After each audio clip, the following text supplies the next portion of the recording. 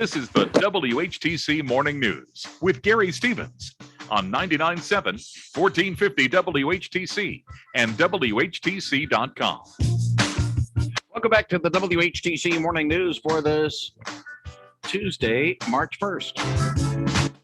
Tuesday mornings, we catch up with what is going on in Washington with one of the two men who represent the Lakeshore in the U.S. House. He is Republican Fred Upton of St. Joseph. He checks in from his office in Washington. Fred, good morning. And before we go too much further, I do want to say welcome to the race after your ad buy from last week at this time. Well, it's just one step forward, so we'll just see where it lands us. At the end of the day, though, not today. I got a few other things on my agenda, few things that sort of are on the front burner. Okay, understand. But of course, one of your competitors says, well, if he's made an ad buy and he's collecting funds and he's running a campaign, has a campaign committee, yeah, he's a candidate, but need to bring that up. First of all, we want to say it would have been easy to say, let's see what the president's going to say in the State of the Union address tonight. But what's happening half a world away is compelling all the attention. Your thoughts on the latest developments, and do you have a gut feeling that maybe the Kremlin might have a little something waiting for the president, say around 9 o'clock Eastern time, to sort of take the attention away from his remarks? Well, I'll just say this. I participated in last night's top secret briefing. Most of the members of Congress were there. It's bipartisan. We had the Chairman of the Joint Chiefs of Staff, the Secretary of Defense, Secretary of State, Secretary of Energy. Jennifer Granholm was there, and she was a little bit on the hot spot, particularly as we talk about energy prices and what we're trying to do here domestically. But I'll tell you, it was very sobering leaving there. Again, I watched President Zelensky this morning live, I guess it was, when he was speaking by Zoom to the EU. Russian forces, this 40-mile caravan now that's leading right to Kyiv. I mean, that's as long as it is from the state line of Michigan, Indiana to Holland in terms of armed vehicles that are going that way. Obviously, the key is, and I'm not breaking any secrecy stuff here, but obviously the Russians want to encircle a couple of the major cities. They launched a missile that hit a major government building, I guess, and the second largest city a little bit earlier, a few hours ago, killing a good number of people. You watch the video, you watch the families, the mothers, the kids over the last number of days, and their compelling stories of fear, and yet their resilience to stand up to this Russian onslaught and define the rest of the world. I mean, credit to some of these sanctions now that are being put into place. I called, as you know, immediately for harsh, long-lasting sanctions, including SWIFT, which of course is the banking regulations that imperil their economy. Their ruble is now worth less than a penny. They've raised interest rates to more than 20% now in Russia.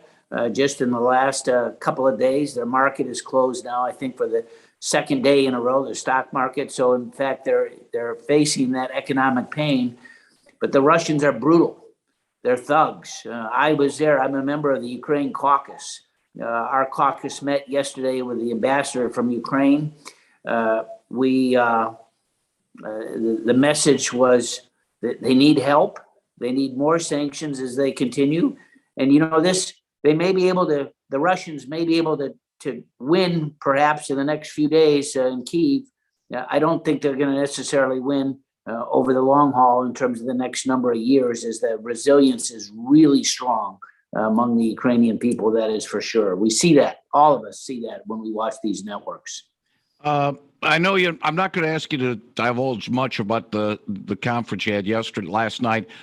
And Fred Upton is not a political expert, but I get the sense that maybe the Russians were thinking it was going to be a little bit of an easier time going through Ukraine, and maybe they're a little surprised by, it's day 6, and frankly, they haven't achieved their goals. The term "behind schedule" is what we're hearing now. Well, you're right. They didn't know the resilience was going to be as strong as it is. They thought they could push Zelensky out of the way.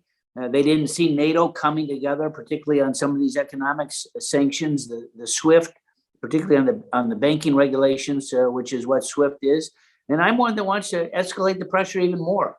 I want to see energy use curtailed or eliminated. We're still importing Russian oil into this country, and not only to the West Coast, in terms of Hawaii, Alaska, California, but also into Boston. That needs to stop.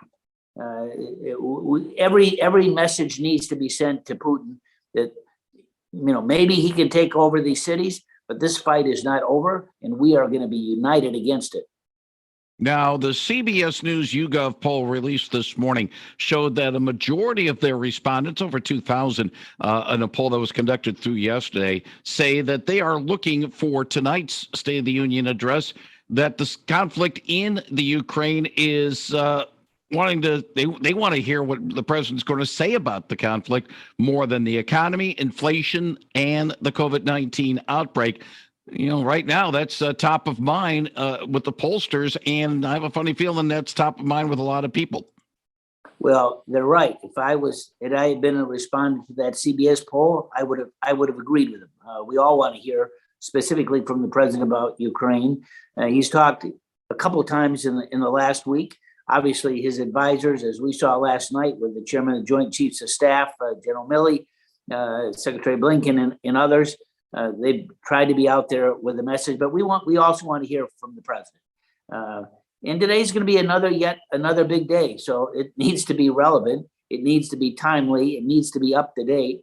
And I would guess that will be the main topic of what the president talks about today. Now, as you think about all these other issues, as you think about inflation, as you think about these gas prices, as you think about what it's going to do to our economy, it's all related.